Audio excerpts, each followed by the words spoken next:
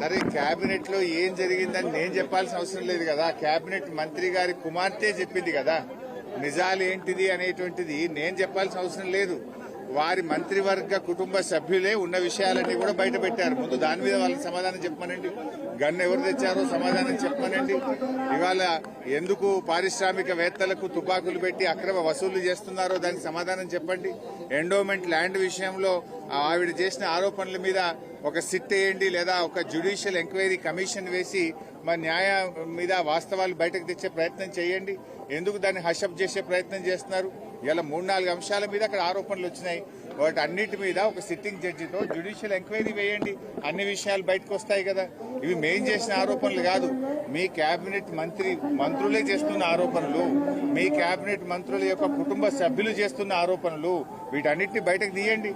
బయటకు రావాలి. నిజంగా మీరు తప్పు చేయలేదు అంటే, మీరు ఇలాంటివి జరగలేదు అంటే విషయాలు బయటకు తీసుకురండి.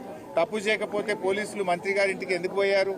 తప్పు చేయకపోతే మంత్రి గారి కుమార్తె ముఖ్యమంత్రి సన్నిహితులే సెటిల్మెంట్ చేశారని చేసే ఆరోపణ మీద ప్రభుత్వం ఎందుకు సమాధానం చెప్తలేదు? ఇలా హైదరాబాద్ గుండా రాజ్యంగా మార్చారు. ఒకప్పుడు బీఆర్ఎస్ ప్రభుత్వము పెట్టుబడులకు స్వర్గధామంగా మారుస్తే మీరు గన్ కల్చర్లు పెట్టి పెట్టుబడిదారుల దగ్గర అక్రమ వసూళ్లు చేసి వాటాల్లో పంచుకోవడంలో తేడాలు వచ్చి మీరు తన్నుక చేస్తున్నారు. ఇలా పాలన చేస్తున్నారా? వాటాలు పంచుకోవడం కోసం మీలో మీరు తన్నుక చేస్తున్నారా?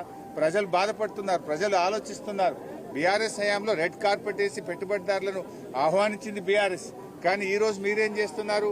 ఆ పెట్టుబడిదారులను తుపాకులు పెట్టి బెదిరించి ఒక గన్ కల్చర్ ని తెచ్చారు. మీరు ఆ రోజు మేమేమో అగ్రికల్చర్ ను పెంచాం, మీరేమో గన్ కల్చర్ ను పెంచుతున్నారు. మీకు మాకున్న తేడా అదే.